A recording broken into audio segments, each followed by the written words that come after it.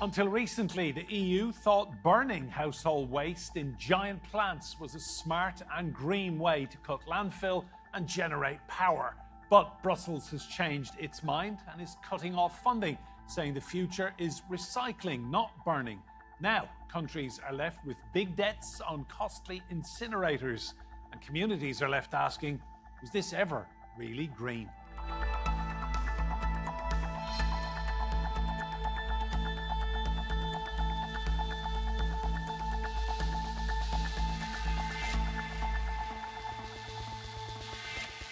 Hello and welcome to Roundtable. I'm Enda Brady. Now, across Europe, waste-to-energy plants were built with the help of EU funds and sold as a cleaner, modern alternative to landfill.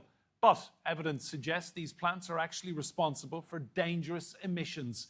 A shift in EU policy and green investment being redirected risks leaving these facilities as stranded assets. So, do they still have a role to play? Copenhagen's iconic Amabek waste-to-energy plant. On its rooftop, a ski slope, park and climbing walls.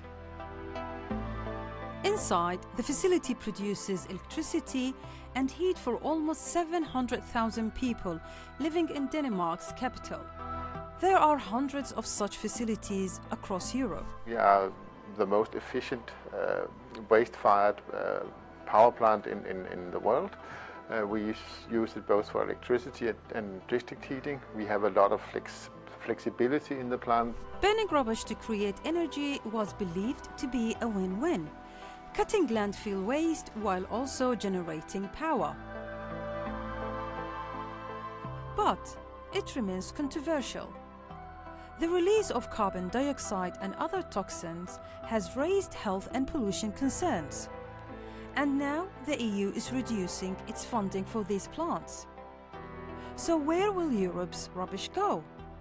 In 2022, the European Union produced more than 2.2 billion tons of waste. Around 40% was recycled, while nearly a third went to landfill. Brussels is pushing new policies to boost recycling. But as consumer society continues to thrive, how can Europe best tackle its waste problem? Well, let's bring in our guests on this one. Joining us from France in Aix-les-Thermes, we have Chris Caldwell, CEO of United Renewables. They develop clean energy. Now in the UK, in Exeter, James Dyke is Associate Professor in Earth Systems Science. That's at the University of Exeter. And in Spain, in Sant Andreu Salou, is Janek Vahk. He's Zero Pollution Policy Manager at Zero Waste Europe. Guys, you're all very welcome to this roundtable. Chris, to you first. Burning rubbish to create energy was once seen as renewable, but the reality here is this is really burning perfectly recyclable material in many cases. That's true up to a point, Enda. I would push back slightly on the idea that it was ever seen as renewable. We had a serious problem at the time, particularly the real boom in waste to energy in incineration was the 70s to the 90s, and there the problem was very much focused in on we have too much waste. What are we going to do with it, rather than seeing it fundamentally as an energy issue? So we have the landfills at the time were producing methane, but there was no mature recycling system. But information has moved on. We now understand the resource that we're burning is valuable in a lot of ways. There's some parts of it that are extremely valuable. And burning almost anything is wasteful. So, for example, a plastic bottle. It takes about 16 times the amount of energy to make the bottle than it does that you get from burning it. So it is very very inefficient in a lot of ways. We're also far more conscious of carbon now than we were at the time. So like each ton burned releases between kind of 0.7 and 1.7 tons of CO2. Much of it is from the plastics I was just talking about. And really importantly, once an incinerator is built, it must run constantly. And that locks us into feeding the furnace instead of reducing waste, which really needs to be kind of the focus for the next cycle that we're looking in on. Thanks, Chris. James, to you, is burning all this material and waste, is it the lesser of two evils? What I don't want to do is frame the solution that's being proposed by burning waste as some kind of fix of a problem that it's never going to fix. I mean, the problem that we've got is essentially we've got too much waste. We produce too much rubbish. And as Chris said, the original motivation for waste incineration was not to generate renewable electricity. It was basically we're running out of landfill space. We're running out of capacities to deal with the effluent of our highly consumerist societies. And when you began this segment, you talked about that waste incineration was burning things that could be recycled. Well, in some respects, it's not. And that's another kind of potentially false solution, because a lot of what's being burnt nowadays are plastics, and plastics are extremely difficult, if not impossible, to recycle. So the only thing you can really do with plastics is put them in a hole. And as we know, we have a global plastics production and waste problem. I mean, to give you some kind of context, what was it? In 1950, global plastics production was about 2 million tons, and now it's about 500 million tons. And if we continue that rate of increase, by the middle of the century, we're going to be probably producing, 1 billion tons of plastic each year. And this has just been accumulating in the environment. And we know there are these great concerns around plastics pollutions. Plastics are everywhere, the bottom of the sea, microplastics are in our bodies. And it has been proposed that burning that plastic is a solution to releasing that plastic waste into the environment. But really the solution is we've just got to significantly reduce the production of plastics and also just reduce the total amount of waste that we're producing. Janek, to you, how much individual responsibility as citizens then do we all bear? Our choices every day, what we choose to drink, not having a cup for life for our coffee. I walk around London every day and I see a small army of people with a freshly poured coffee when they could be making a lifestyle choice to help the planet and use a cup for life. These are just small measures that would make a difference. Well, absolutely. We all have a role to play in it. I think the first thing that you mentioned is avoiding a single-use repairing instead of replacing. You can also actually, separate your waste much better at home. A lot of waste that actually ends up incinerated because it's not really separated properly, and often you actually really don't have the opportunity to separate. So I wouldn't blame just individuals for the lack of effort. But because it's also the society is really designed for waste, and that's what must change in the first place.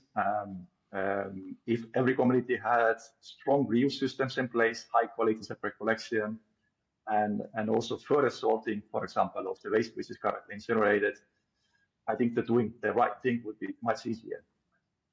Chris, to you, I see the European Union is reducing its funding for these facilities, for these incinerators across the EU.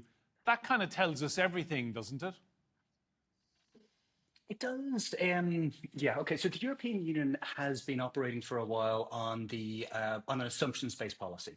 So right now, so as of the 2020, it's been moved to so that the assumption is against the funding and permitting of new waste-to-energy plants. But there will always be exceptions to that rule. There's just been a new waste-to-energy plant commissioned in Gdansk, for instance.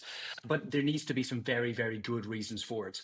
The headline is European Union believes that these plants are inefficient, they are contrary to circularity, and they are it's carbon offensive, for lack of a better word. But they will, in extreme circumstances, and you require some like geopolitical reasons as well as economic and social reasons, approve occasional plants like they didn't get ants. But as a general rule, the principle is no, the European Union does not believe these are a good thing anymore. Thanks, Chris. James, talk to me about Denmark. I see Denmark doesn't even produce enough of its own waste to merit keeping these incinerators going, the one in Copenhagen in particular. So Denmark is actually importing waste from countries like the United Kingdom. Is that correct? Yeah, and there is a global trade in waste. I mean, most infamous, there's probably the global network in waste textiles, in which many of the clothes that you might donate to a charity shop end up in a country in sub-Saharan Africa where it's meant to be recycled and it basically ends up in a hole in the ground, or maybe even in some kind of water system. So there is this understanding and appreciation that some waste is useful, it's economically useful, it can be recycled, it can be repurposed, it might be able to generate energy. But look, the reason they've got this problem is because of overcapacity, and build it and they will come is a potentially perverse incentive to even produce waste. And there are some examples in which the incentives to reduce farm waste by taking that farm waste and then using it in biodigesters has actually in some instances increased the amount of waste being produced on farms, because there's an economic incentive for individual farmers to do that. So obviously it's a systemic issue. And what municipal waste incineration is kind of typically trying to do is a bit of a sticking plaster to try to address the deeper malaise in our societies, which is essentially overconsumption. Janek, I remember a couple of years ago talking to a journalist colleague who had observed me washing yogurt pots. And he said to me, having just made a documentary, he said to me, you do realize all of this stuff is buried or burnt. Why are you washing it? Talk to me about that. I mean, the education of people, are we wasting our time washing plastics and religiously doing recycling when an awful lot of it is going to go up in smoke? Well, I mean, I wouldn't say so. It really starts at home. If we wanted to have better reuse and recycling, I stress reuse because I clearly see the limitations of recycling. But if you want to have a high quality of materials being separate collected, door to door, ideally, or via TRS systems. These are the kind of fee-based systems where you return your bottle. These are the best performing, and they have the highest recovery rates. Really achieving around above 80, even 90% recovery rates. So these are the kind of individual behavior, as you said, is really important. So when it comes to now completely washing your yogurt pots, I mean, yes, ideally it would be nice if you did it at home, but it can be also done afterwards. There has been actually a pretty good development in recent years in technologies that do hot washing. But again, of course, it adds the cost. So let's start at home. Thank you, Janek. Chris, to you, I just want to come back to a phrase James used there, a global trade in waste.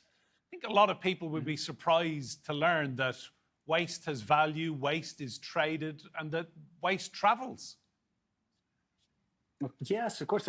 If you break down what the components of waste are, at one point we all thought whatever we have bought into the house is in some way valuable. So there's a lot of things that are then being thrown out, like even food waste. There is a value if you put it into an anaerobic digestion plant. You can then capture the processes where the food breaks down and capture the gases and turn that into a gas that can be used to displace fossil fuels. The plastics are fundamentally, we use a lot of plastics because it's a fundamentally valuable product. We should be reusing them. But fundamentally, we need to get down to the point, as I think everybody's been saying here, that we need kind of mandatory product design standards and a stronger producer responsibility, large-scale investment in advanced recycling and reuse systems, because we're consuming too much stuff. Too much stuff is being provided to us in forms which is just single-use, throw it away. We need to be stopping all of that.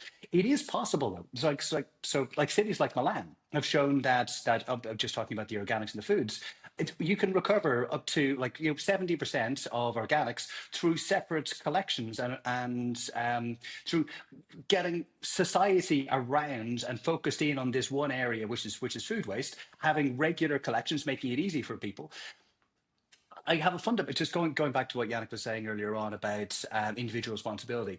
I've got a real issue with it being pushed down to us as individual humans going about our lives and saying this is our problems, this is our issues.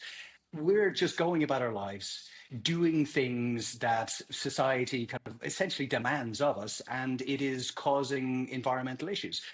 The system around us needs to change. We need to be. It needs to be much easier for us to be making the right choices. An example like Milan is a very good example of how we can be doing that in relation to foods. but also in relation to single-use plastics, there is the recycling. There's an awful lot of things that the system around us can do. Could talk about this for a long time, but I'll pass it on. Thanks, Chris. Appreciate that. James, to you, I see the European Union has set a target of sending less than 10% of its waste to landfill by the year 2035. So the clock is ticking on this. What would you like to see them do to fulfill that plan or that ambition? Well, Chris has already introduced the mandates word, right? And if you want something that ambitious, you need mandates. I mean, the European Union has also got some quite ambitious climate targets. The UK's got arguably the most ambitious climate target in the world, and you need mandates to do that because market forces are just never going to respond at the rate and pace and scale that we need them to. So in terms of increasing circularity, the way you increase circularity is you make things that can be recirculated. And, you know, the problem with our single-use plastics are, by their very name, we use them once and we throw them away. About 2/3 of all plastic produced has a life of less than 1 month. Now that can be affected by, in some instances, behaviour change. Yes, we can all do things differently, but it is impossible at the moment to consume significantly less single-use plastics. I mean, when I go to the shops, everything is wrapped in plastic. The fruit, the vegetables, pretty much everything comes enclosed. And there will always be important reasons, usually like medical or clinical reasons for single-use plastic. The vast majority, we could be much cleverer about. We could be much more sensible about how we use these kind of materials. To do that, you need mandates at the retailers, but then also we need to work it back to the producers, which are the fossil fuel companies. Fossil fuel companies are the big proponents, the drivers of plastics production, because it's a useful route to use their fossil fuels. So putting the dots together, we can begin to see how we can make a recyclable, a circular kind of economy that the EU could reach in a very ambitious period of time, but it's going to have to be quite politically muscular to do that. Thanks, James. Janek, on that point, where is this political muscle going to come from in Europe? Yeah, well, I mean, if you look at like what is happening right now, the European Commission is having a consultation on the Circular Economy Act. So there's a great opportunity actually to change some of the things. And one of the things is really the issue of also the incineration and landfilling. This is both on the agenda. Unfortunately, maybe too much about landfilling and too little about incineration, because what we have been seeing is that actually the waste is just moving from landfills to incinerators. So we really need to start addressing the generation of residual waste in the first place and just stop kind of this dogmatic discussion about that the incineration is somehow better than landfilling. Yeah? So yeah, I think there is the opportunities is right there now, and so we have a big expectations that the Commission will come up with a very good proposal in 2026, and we need everybody, of course, to give their suggestions and to make sure that we are moving in the right direction. Thanks, Janek. Chris, to you, we've become a very consumer, materialistic society, must have, immediate use, single use, gone in 20 minutes after buying those coffees or hot drinks or whatever. Where do we go? I mean, where do you think we need to start making the changes to stop sending so much stuff to landfill? This is all you say we are, which is true, but it hasn't always been this. You know, if you just go back a couple of generations, my kind of grandparents' generation was a waste of nothing. I can remember like telling stories about them, like just taking a chicken around the table with 7 kids and just making sure that every kind of ounce of meat from that bone was taken. We're not kind of wasteful by nature. We're wasteful by society. We're wasteful by the messaging that's around us, and that can change. If we need to be kind of making kind of positive messaging towards kind of the powers that be, our political leaders, our corporate leaders, to say that we care about future generations. We want to make differences. We want to make sure that the planet is better when we leave it than when we found it. At the moment, we are not in that place. The planet is getting we're using multiple planets worth of stuff each day. And that's, you just can't continue like that. Eventually, we're going to run out of stuff. So we need to be getting to changing our societal attitudes, telling our leaders that we want to be changing our attitudes back to a couple of generations back, where we were not the wasteful creatures that we've become. James, that's a very good point, isn't it? We've become a very wasteful species, wasteful society. Yeah, I mean, capitalism, it's a hell of a drug, right? I mean, neoliberalism, hyper-consumerism, this idea that we'll have a new phone every 6 months, that we can afford to eat meat anytime that we want, that we can buy clothes once and throw them away, that we can drink bottled water that's transported around the world. And just, we've assumed, or our society has assumed, that the Earth system will just deal with all that pollution, and the accumulation of carbon dioxide pollution in the atmosphere has produced the crisis of climate change, which is probably going to get much, much worse. And then we've got the crisis of plastics production. And then in trying to fix that particular problem, we've got municipal waste incineration. And then in some instances, when those incinerators don't work particularly well, you've got increases of incidence of cancer, or even pollution of water bodies. So this is all getting back to the point that, you know, in many respects, we're going too fast. The throughput of materials through our civilization is just simply far too great. So we need to slow down. And that is, we talked about political muscle earlier, a really, really difficult thing for policymakers to address, because it means you would need to think about the primacy of economic growth, because every politician pretty much around the world assumes that all of humanity's problems are going to be solved by economic growth, even the problems caused by economic growth. So to confront them with a really quite radically different approach to dealing with the problems of, let's say, incineration or pollution, needs them to really engage with what are the point of our societies, what's the goods and services that our economies produce for, you know, how are they helping people, are they allowing people to be well fed and well clothed, or are they just the latest iteration of a kind of system which is sort of gone mad and is in the process of eating through our finite earth and producing all sorts of harms. Chris, I noticed Denmark has now closed 7 incinerators, Denmark not producing very much waste itself. Do you think this is something we're likely to see in other countries, then, the move away from incineration? It's hard to see. Well, one thing that does help is that the European Union has largely shut down the new plants being built. And older plants that go out of commission will then be naturally reducing the demand. Our waste annually is relatively stable, slightly decreasing in the European Union, but relatively stable. I think the most important messaging, though, is that we shouldn't be commissioning, unless there's exceptionally good reasons for it, we shouldn't be commissioning new waste-to-energy plants or new incinerators, because all it's doing is it's locking in the dependency upon, you know, hundreds of thousands of tons of waste each and every year, that is a demand that is counter the interests of the European Union, is counter the interests of the local population to be having this need. And you tend to finance these plants on kind of 30-year bonds. So the lifespan of any new plant is at least 30 years. And that's a very long time to be committing to a waste stream that we do hope will be reducing over time as we produce less waste and as we recycle more and we get more circularity into our economy. Thanks, Chris. James, final point to you. I just want to go back to that phrase you used, the global trade in waste. I can't stop thinking about it. Morally, should wealthy nations like the UK be sending their waste abroad? Why can't the UK deal with its own waste?